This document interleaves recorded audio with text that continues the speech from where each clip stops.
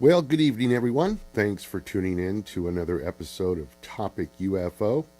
I know a lot of you have been wondering where we've been for the last about a month now since we did our last episode. I did have some health issues that took a little longer to recoup from than I was hoping. I thought I could do it in a month, and it's taken almost 2 months. And over that time, we've only been able to record a couple of episodes. But hopefully things are back on track now, and I'm glad to be back and feeling a little bit more like myself. Tonight, I am pleased to announce that we're having one of our favorite guests on, one of the most viewed guests as far as Topic UFO is concerned. He was with us back on September 26th of 2013, and he's back tonight to talk to us about his follow-up book, On the Trail of the Nephilim 2, which of course is the follow-up to the first book in this series. And I'm talking about L.A. Marzulli, and I'm looking forward to talking to him about this new book, as well as some other things. So don't go away. We'll be right back after this short break with Mr. L.A. Marzulli. Don't go away. Out here we entertain ourselves at home, so we got an Atari video game. There's so many different games to play. We especially like Space Invaders, zapping those little devils from outer space. It's fun, but personally I think the whole idea of creatures from outer space is a little far-fetched.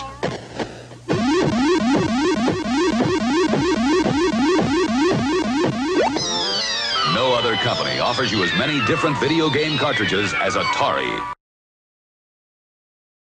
Welcome back, everyone. As I said, tonight's guest is probably one of the most watched guests of any episode here on Topic UFO, both on Roku and on YouTube. So I'm very happy to have him back. So let's go ahead and bring him on, shall we? Mr. Marzulli, are you out there, sir? Yes, I certainly am. Thanks for having me back on. Appreciate it. Oh, you're very welcome. Like I said, I tell you, before I started doing this show, I had no idea what the Nephilim even were, or I just didn't. I knew nothing about this subject. And then I spoke to you, about a year ago, kind of got more into it. And since then, I have noticed, I've had other people on the show talk about it. It's really starting to kind of grow, this interest in this subject of the Nephilim. Do you think? Well, I would hope so. I think it's, in my opinion, I think it's the key to the prophecies that we find in these ancient biblical texts. The Nephilim were on the earth in those days and also afterwards. And what we see happening is a seed war. We get this from a book called Genesis, the first book of the Hebrew Bible, from the Torah, which basically tells us that there's going to be a seed war. Your seed will be at enmity with the woman's seed. And he's talking about the fallen angel. And when we talk about this stuff, people go, fallen angel, what the heck is that? We're looking at a very, very extremely powerful but malevolent entity. But we get from Genesis chapter 3 that there's going to be a seed war, which means that if that's the case, we should see evidence. Guess what? We see evidence everywhere, not only in the biblical narrative, but obviously later on, as we're starting to find giant remains in Catalina, Wisconsin, Ohio, these ancient mounds that are attributed to the mound builders, but no one really knows who built them. Native Americans didn't use astroastronomy, things like that. They just didn't use it. They didn't build these type of structures that we see in the Americas, specifically the Ohio Circle Mound and the Octagon Mound.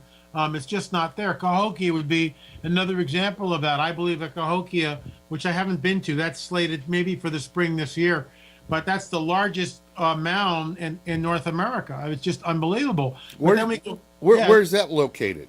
It's outside of St. Louis. Outside of St. Louis. And this is like, mound central, mound builder central.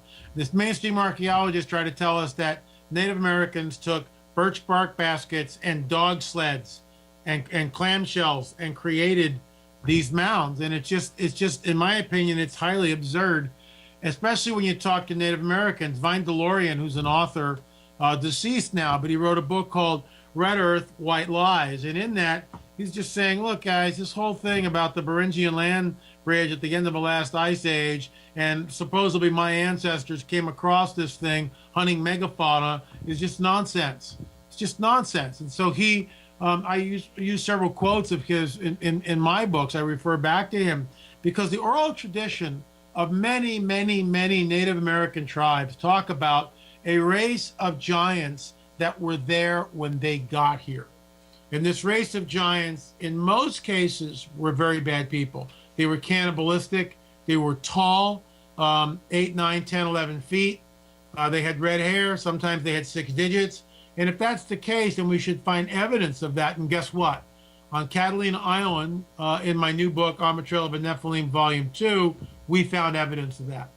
Well, I'm a redhead, so do you think I might have some type of lineage? You're fine. You're all good.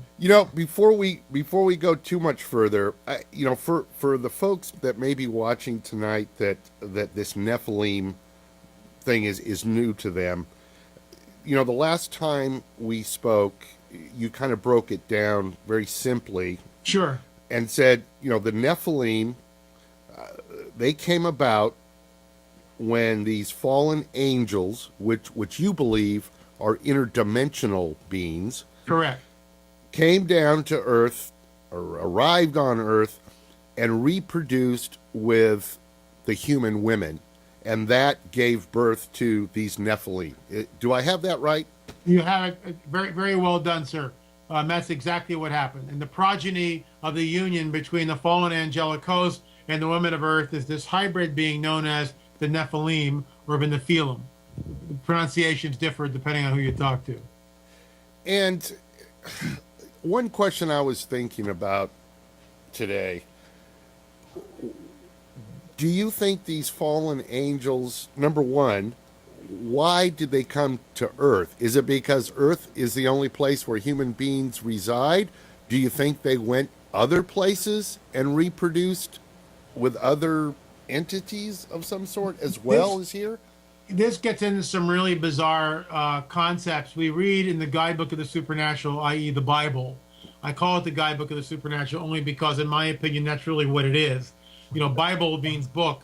This is a guidebook to the supernatural. It's not exhaustive. It doesn't give us all the answers, but it gives us some of the answers. What I find just incredibly interesting is there's passages which talks about the Most High God rolling up the heavens like a scroll. Now, is that allegory or is that literal? In other words, some quantum physicists, I don't pretend to really understand how this stuff works, but when you get down to the quantum level, it appears that we may be actually residing in some sort of a holographic, basically like a holodeck. Reality as we know it may not be exactly what we think it is, which is why when these interdimensional beings come here, their laws of physics completely are outside our laws of physics. A classic example of that, Dr. Jacobs and I have discussed this in the Watchers series, specifically Watchers 7, and then he comes in for a sort of a redux in Watchers 8. But he talks about abductees being taken and floating off the bed, right off the bat. That's where future physics. But where it gets bizarre is as they head to the window, the abductee starts to think to himself, are they going to open the window? How am I going to get through the window? Or it's a plate glass window. What am I doing here? And they go right through the window. As Dr. Jacobs says, this is future physics, and I completely concur. These entities, and this is, look, we may differ as to the cause behind them, but what we do agree is that the phenomena is real, burgeoning, and not going away. Some outside agency, we can put whatever label people want to put on them. For me, they're interdimensional beings known as fallen angels. I believe they're highly malevolent. That's my take on these things. But they operate in future physics.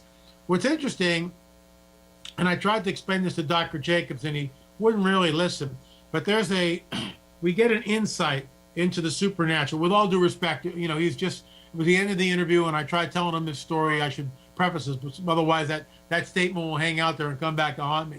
we had been going for like 2 or 3 hours, and I was trying to explain this, and he was just exhausted. He had been actually battling some health issues and stuff, and so it was not the time to bring this up to him. Okay. But in the biblical narrative, there's a story where Peter is chained. This guy Peter, this is all taking place in the 1st century. Peter is one of the disciples of Yeshua. He's been rounded up and now in a Roman jail. Okay, he's in a jail cell, chained to a wall with a bunch of other prisoners. All of a sudden, this angelic being shows up. Wait a minute, how did he get there? It's exactly like the abduction phenomena. The Greys just show up. How do they show up? They come through the wall. Boom, they're just there. Same thing with this angelic being. Peter is chained to a wall. At first, he's not sure whether he's awake or asleep. We hear this over and over again from abductees who were taken. They're overpowered by the experience. They sort of short circuit. Next, the chains that are holding Peter drop. They just unloosen. The jail cell opens by itself. The door opens by itself. Peter is not sure whether he's awake or asleep at this point. In other words, his brain is pretty fogged out. They walk out into the hallway, and then Peter notices the Roman guards are fast asleep. If you were a Roman guard and you fell asleep at your post, you fell on your sword the next day. That's what kept people from falling asleep at their post. Just didn't do that. You just didn't do that.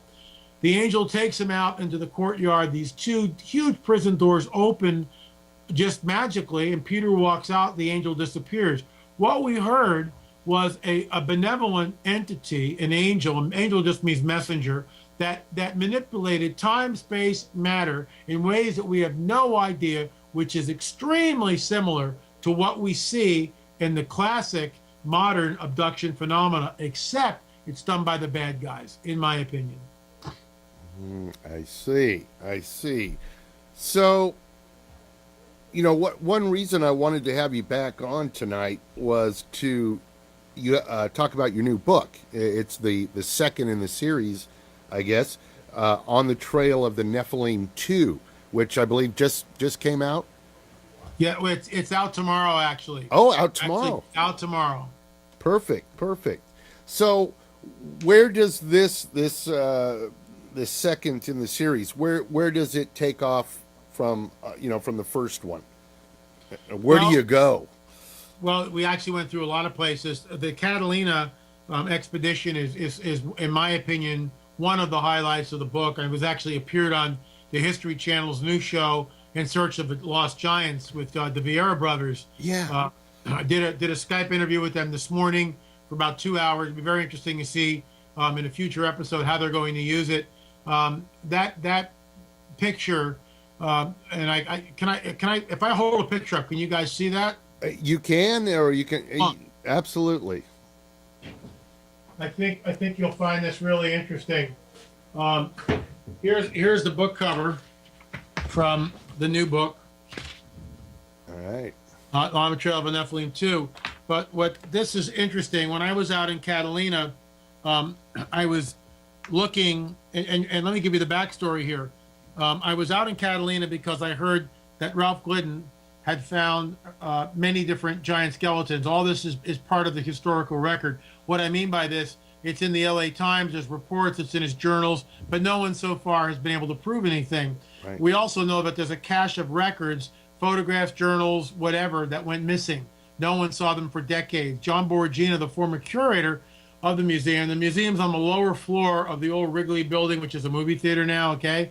And he's up in the attic, nosing around looking for stuff, and by accident he finds his chest off in some corner under a bunch of stuff, right out of some novel. And he opens the chest up, and lo and behold, he realizes, oh my gosh, it's Glidden, Ralph Glidden, missing papers, journals, photographs. Glidden was employed in the early days by the High Museum, HYE, High Museum, later gobbled up by the Smithsonian. We're looking at about 1919 when he's really doing a lot of this digging. So I was allowed to go in to the back room. There were 2 tables set up with all the museum boxes. Everything is cataloged at this point. The collection has been gone over. It's been sort of sanitized. Borgina came on the record with me later stating that certain photographs went missing, didn't know what happened to them. How's that? But I'm there looking for giant remains, 6-fingered skeletons, that type of deal. What I find is this. This was pay dirt for me. and you can see this. Here is Ralph Glidden, who is 5'8" tall, and in front of him, laying in situ, is a skeleton. And when the moment I looked at it, I called John Borgino over and I said, John, I think this is pay dirt. I think we just hit on something. What I did, a friend of mine, Gary Stearman, who is a well-known television host, was Prophecy of the News, now it's Prophecy Watchers.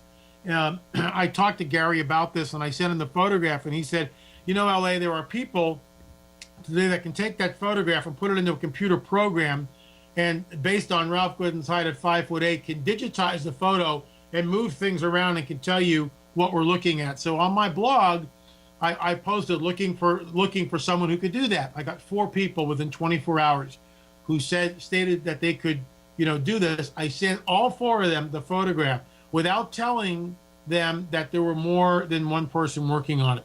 Basically, I had a quadruple blind study going, Gotcha. which is unbelievable.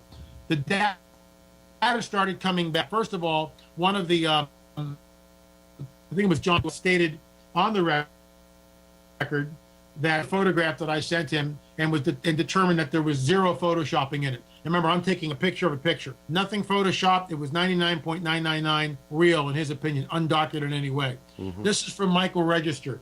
And what he did is he took the man, Ralph Glidden, who was 5'8", and we know this because John Borgina went around and people who knew Glidden and got a consensus that he was 5'8". So the first thing we did is we took Ralph Glidden out of the photograph and we straightened the man, which is what he does here. The next thing he did was he took the skeleton out, and this is the galleys from the new book, so you'll have to pardon me thrashing around with the paper here. But next thing he did is he took the skeleton out of the picture and straightened that up. Wow. And then he put the 2 together, and we have an 8.5 footer. And that's always been one of my concerns, because I've heard, a number of different people, state that these giant skeletons have been found in these way off places in the world, but no one's ever been able to really produce one, right? As far as I know, there's no known photograph that I'm aware of. Now, I'm sure there's something out there somewhere. But as far as I know, the Ralph Glidden photograph, and there's actually 2 of them that I discovered, one that had 6 fingers, and that the second one is just under 9 feet. Both of these are right around 9 feet. It was between 8.5 and 9 foot something, 9'2", 9'3". We rounded it down to 8'6" to be conservative. And our challenge is, prove us wrong. I mean, already there's rumors going around that Ralph Glidden staged a photograph. Why would Ralph Glidden stage a photograph if he's working for the High Museum? And if he's staging a photograph, we would see something in his notes from the period, that would help along with the ruse. He doesn't do that. There's only one place in his entire journal which he talks about finding a skeleton well over 8 feet. And it's one line. It's like a byline. Now, a judge on the island who worked with him talks about finding 28-inch femur bones, which may have been one of these guys. We found 2 photographs. One was 6 fingers, very plain, obviously 6 fingers. And this skeleton was just under 9 feet. So we have 2 photographs from the Glidden collection. Here's the rub. There are other sites that I have been to where, in museums, where there's information in historical societies, and we know that there were photography taken at the site, and those photographs are not there. They're not part of the historical record.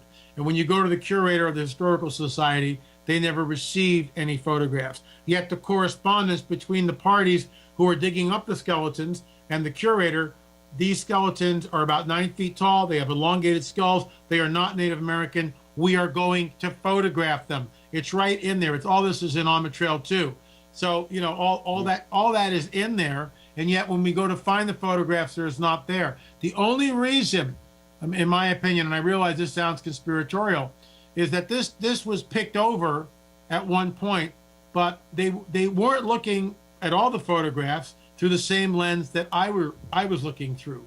And so these two photographs, actually there's three, may have escaped them. In fact, we believe that these three photographs are proof of, conclusive proof, no, but certainly, it's pointing to the direction of our hypothesis, which is there's an outside agency manipulating the genome and creating a hybrid being, which points back to the biblical narrative of the Nephilim. And that's why we are on the trail of the Nephilim, plain and simple. So now, pardon my ignorance here, and pardon me if I've asked you this before, but It's all right. So if these Nephilim existed, what happened to them? Why don't we have these giants people anymore? Well, there's a couple of things here. The late Lloyd Pye got samples from the Paracas people. Now, the Paracas people are the elongated skulls, one of which, this is a cast of one, that came from Senior Juan's museum. Mm-hmm. And Brian Forrester is a good friend of mine, and he was able to get us down there and gave us the tour and introduced us to Senior Juan and everything else. So what's interesting is I guess the late Lloyd Pye, about 4 years ago now, I'm just estimating 3 to 4 years ago, the late Lloyd Pye was able to take some very small samples, some teeth, out for testing. Now, we have since found out that this is frowned upon, that we need permits. So we are now working with a Peruvian archaeologist, 2 American archaeologists, and an archaeologist in Spain to procure the proper permits to get the material out legally so we can test it. I've signed the contract with a geneticist in a laboratory. So we're all ready to go. We're just waiting on the samples. But here's the rub. Lloyd Pye took the samples out, all right? And he had them tested. I have spoken to the geneticist on numerous occasions, and certain segments of the mitochondrial DNA showed that whatever this is, it's not Homo sapiens sapien, it's not Neanderthal, it's not Denisovan. It seems to be outside anything in the database so far. Again, it's not conclusive. We know that, which is why we need to get the samples out and more testing needs to be done. What it does do is it points back to us and says to us that we're going in the right direction. It's pointing us in the right direction, that these Nephilim tribes that left the Levant or the Promised Land 3,500 years ago, they scattered. Some of them went northward into Europe, over into the Americas, trickled down into the Ohio Valley, lots of copper in Michigan, all that. And that's what we believe. Others sailed across the Atlantic, and Thor Heyerdahl proved this in Ra. You can sail right out from the Nile, right out the Mediterranean, and you can wind up in the Gulf of Mexico. Others went out the Red Sea, perhaps went to Easter Island, and then to Paracas, Peru. But the geneticist, to answer your question, stated that the genome already seems so different that perhaps these entities, whatever they were not viable. In other words, reproduction was very difficult for them to keep reproducing the species. And these entities would have been treated as royalty. And this gets into the whole deal that Brian talks about and David Childers, Hector Childers talks about, that why is it that cranial deformation is all over the globe, found everywhere? And some of it's cradle headboarded, we get that. But others are not. In this book, On the Trail of a Nephilim, Volume 2, we show this one picture from 1842. I'm going to see if I can find it here, which was absolutely astounding. And what we discovered was in 1842, there were, well, look at this. Let me just, this is all from the gallery, so you got to bear with me here. But in 1842, there were some archaeologists that were out there. And as they were, this debate was going on even then. This debate was raging in 1842. The fact that, are these skulls cradle headboarded? Is it something else? Is it genetic? And what they found a mummy, and I got it right here. They found a mummy of a pregnant woman. In other words, when they opened up the mummy case, they realized that this was a mummified pregnant woman, and they went in to see what the fetus looked like. They estimate the fetus was about 7 months old. This is what they found. This is a sketch from 1842. 1842. 1842. Wow. And they find an elongated skull in the womb of the female mummy. And it basically says, we present the reader with a drawing of this conclusive and interesting proof in opposition to the advocates of mechanical action, cradle headboarding, as the sole and exclusive cause of the phrenological form of the Peruvian race. So even back in 1842, there's this heated debate going, oh, they're all cradle headboarded. We're saying, no, they're not. And this elongated skull, and by the way, the fetus had teeth, according to the sketch. The fetus had teeth. It's not supposed to be there. So again, it points back to the hypothesis that there's an outside agency that's manipulating the genome, which once again points back to the biblical narrative of the Nephilim. And that's why, shameless plug, we are on the trail of the Nephilim. That's why we're doing what we're doing. Gotcha. Very interesting. I can't believe that this has been debated that long. 1842. You can't believe how in certain circles that I travel in, this is still a hotly contested issue where so-called experts will, oh, it's all cradle headboarded. Oh, look at this skull here. And there's an absence of a sagittal suture. What we should see is a suture running from the frontal plate here back, which splits the parietal. That's called a sagittal suture. When you look at this, we don't see any suture. We see one parietal plate. That's abnormal. Now, advocates of the genetic manipulation is saying that, okay, we're looking at maybe this is a genetic anomaly, just like they said in 1842. Others insist that the sagittal suture was closed over a period of years. The DNA evidence will hopefully, and we've got multiple samples to test. The DNA testing will show us what we're looking at. But what we've got to go on so far is the 1842 journal with the sketch. And I mean, that's a smoking gun. That is a smoking gun. And it's been just, that journal's just been sitting. No one's looked at it. No one cares. But now that this is, look, before Brian Forrester, and I got to give the guy kudos, before Brian Forrester started doing these little handheld videos, and putting them up on YouTube. Really, before YouTube, this information wasn't out there. No one knew about this stuff. Academics knew about it, but they dismissed them. Well, this is all the result of cradle headboarding. When you go to the Paracas Museum, you can see lots of skulls. Some of them are the product of cradle headboarding, but many are not. When you go to the Lima Museum, the Julio Teo Museum in Lima, the father of Peruvian archaeology, they insist that all of the elongated skulls were done by cradle headboarding. So we see that in academic circles, that's the party line. That's what you adhere to. However, Brian was the one who put this on the map, literally. All kudos to Mr. Forrester. He sat there and did video after video after video, and that's the first video I saw, and I contacted him. That's why the Watchers team with my good friend and co-producer Richard Shaw and I went down and flew to Paracas, or Lima drove to Paracas to handle these, look at them, and what we found was astounding. We believe that there's an outside agency that's manipulating the genome. And until this modern age with YouTube and the internet, no one knew about this stuff. Now, and you were right in the beginning of the show, the whole idea of a Nephilim is getting legs because laymen's, guys like me, I'm not an archaeologist, but you know what? I can hire an archaeologist, I can hire an anthropologist, and I can steer them. What I mean by steer them, I can say, guys, I'm interested in this. What do you think? And we can take a team of people and go down, and they can look at the evidence and decide for themselves. So what's interesting about this is like the information is starting to come out, and I find that really fascinating.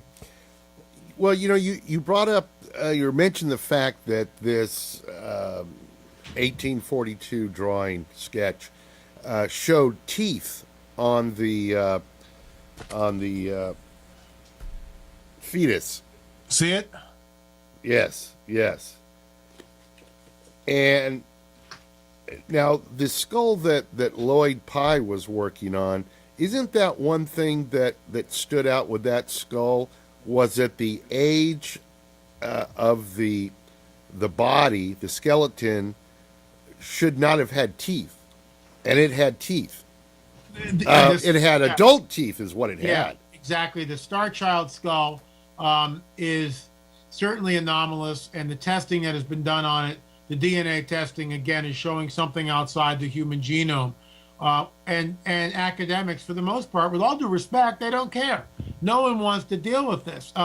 And people go, well, what's the deal here? I would point them, I salute Mr. Ben Stein, because without Ben Stein's movie, we'd be at a loss. But Ben Stein's movie, Expelled, No Intelligence Allowed, shows us that there is an agenda in the scientific community and in academia. If you don't believe me, watch his documentary, Expelled, No Intelligence is Allowed. He talks and sits down with ex-professors. He sits down with Richard Dawkins and says, Rich, where does the first self-replicating molecule come from? Richard Dawkins has no answer for him. He doesn't know, and nor does anybody else. And I'll admit that. We don't know how life began, or the first self-replicating molecule. But when Dawkins is pressed by Mr. Stein, Dawkins defaults to this. Well, maybe millions of years ago in a galaxy far, far away, I'm kind of tongue-in-cheek here, a race of extraterrestrials who would have had to have arrived at a very high evolutionary state by some sort of Darwinian process, created us, and then seeded us through the galaxy. We fell to Earth. Conditions were favorable. Presto changeo, here we are. That's all he's got. That's all he's got. And that's nothing. I mean, he's intellectually bankrupt, with all due respect. The bottom line is he has no clue how any of this started. No clue. And so he's pointing to the extraterrestrial hypothesis. We're saying, wait a minute, guys, there are other dimensions, and that these beings are interdimensional, and that life was created ex nihilo. Because even Watson and Crick, the co-discoverers of DNA, right? When Crick got down to it, and he saw the complexity of the deoxyribonucleic double helix spiral of life, he was a vexed man. It bothered the heck out of him, because he realized, and there's a quote from him that I use in my presentations, no matter how many billions of years of time you have, there's no way something as complex and as incredible as this information, this coded information, this double helix, just happened by chance. There had to be a designer. And that's what Ben Stein talks about. Mm-hmm. Well, I tell you, L.A., it's fascinating stuff. And now we're just about out of time, so I just wanted to mention your book again, On the Trail of the Nephilim 2. And where can people get this? On your website? On where? Our Amazon store has it. Okay. LAMarzulli.net. That's my main blog site, or my website. That's where the store is. LAMarzulli.net. And people can just check it out from there and purchase it. And I promise you that you won't be disappointed. I mean, this is all cutting edge stuff. We've got Raman spectroscopy results in there. We found this what we call the Nephilim lance. It's about 31, 32 inches, and it's made of bronze. And we believe it's pre-Columbian. What the heck is that doing there? Found up in Michigan, and it ties back in with Native American oral tradition of these giants with these long lances that would come in and spear, 3 braves, and this lance can do that. It's unbelievable stuff, and I promise your readers, your listeners, that they won't be disappointed. And you're still producing the Watcher series as well? Yes, we've got 8 of them, 8 of them in the series, and we're about to start number 9 after the first of the year. It's all cutting edge information. Excellent. Just fascinating stuff. I got to tell you, whether you believe it or if you vehemently deny it, it's still interesting. I don't care what anybody says. Amazing stuff. Well, listen, L.A., thanks again for being here tonight, and good luck on the Nephilim 2 book. And appreciate it. Maybe next year we'll talk again, and love to. Who knows what evidence will be found between now and. Well, we're working on other sites, and we're trying to get the DNA evidence out. And if we get the DNA and we think it goes where we think it's going to go, we will hold a formal press conference someplace and invite the press to come in, because it's groundbreaking stuff. Absolutely. The public needs to know. Absolutely. All right, sir. Well, thank you very much again, and we'll stay in touch. Okay, thank you. Good night. Good night. Bye-bye.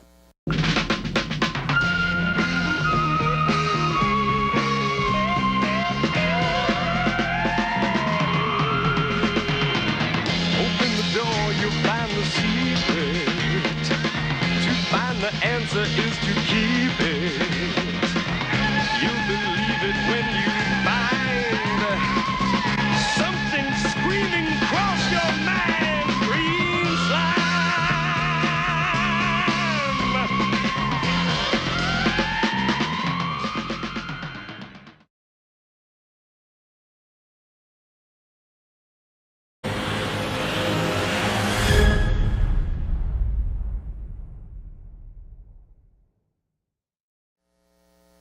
Well, good evening, everyone. Thanks for tuning in to another episode of Topic UFO. I know a lot of you have been wondering where we've been for the last about a month now since we did our last episode. I did have some health issues that took a little longer to recoup from than I was hoping. I thought I could do it in a month, and it's taken almost 2 months. And over that time, we've only been able to record a couple of episodes. But hopefully things are back on track now, and I'm glad to be back and feeling a little bit more like myself. Tonight, I am pleased to announce that we're having one of our favorite guests on, one of the most viewed guests as far as Topic UFO is concerned. He was with us back on September 26 of 2013, and he's back tonight to talk to us about his follow-up book, On the Trail of the Nephilim 2, which of course is the follow-up to the first book in this series. And I'm talking about L.A. Marzulli, and I'm looking forward to talking to him about this new book, as well as some other things. So don't go away. We'll be right back after this short break with Mr. L.A. Marzulli. Don't go away.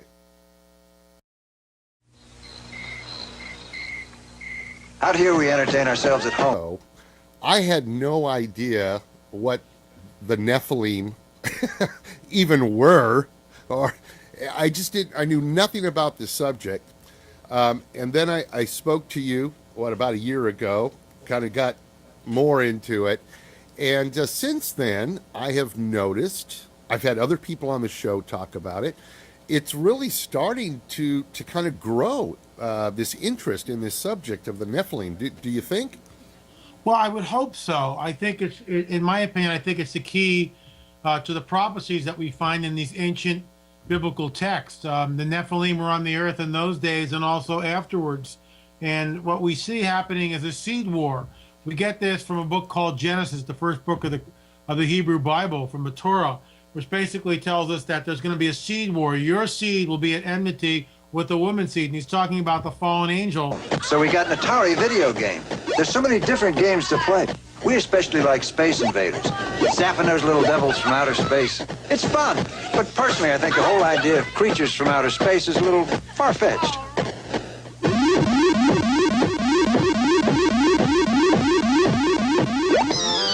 No other company offers you as many different video game cartridges as Atari.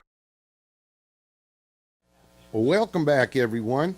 As I said, tonight's guest is probably one of the most watched guests of any episode here on Topic UFO, both on Roku and on YouTube. So I'm very happy to have him back. So let's go ahead and bring him on, shall we? Mr. Marzulli, are you out there, sir? Yes, I certainly am. Thanks for having me back on. Appreciate it. Oh, you're very welcome. Like I said, I tell you, before I started doing this show,